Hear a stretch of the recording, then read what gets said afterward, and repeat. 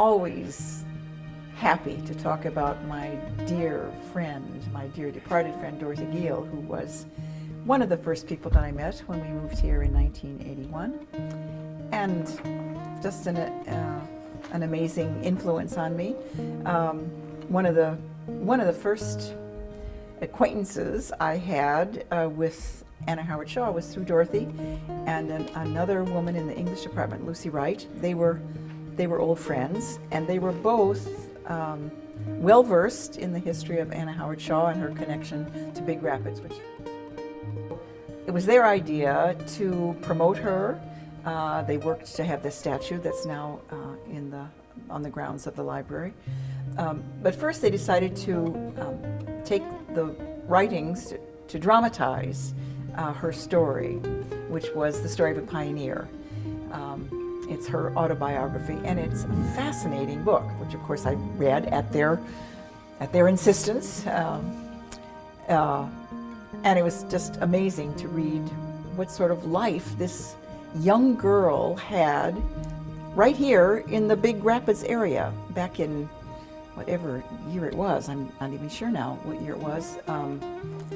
But she was born on Valentine's Day in England, and then her family moved to New York State when she was like 9 years old. And then her father was aware that you could get free land out west, and that Michigan was west at the time, and that this was supposed to be good farmland. So he came here to establish a homestead. And of course, Anna Howard Shaw came with her mother and two sisters and a younger brother about a year later. And of course, the story of the pioneer, which we dramatize in this film, is that they came upon this log cabin with a dirt floor and no enclosures, an open, just a gaping hole where there was supposed to be a door and windows.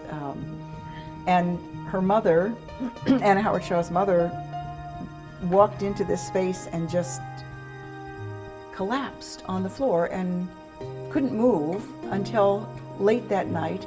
And these little children were around watching their mother dissolve in front of them.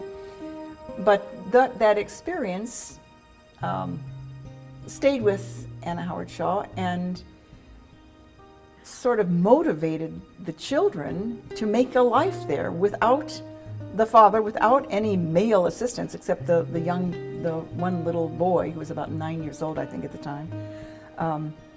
Anyway, this was the story that Lucy Wright and Dorothy Giel dramatized, and then elicited my help and that of my daughter to play Anna Howard Shaw at different stages of her life.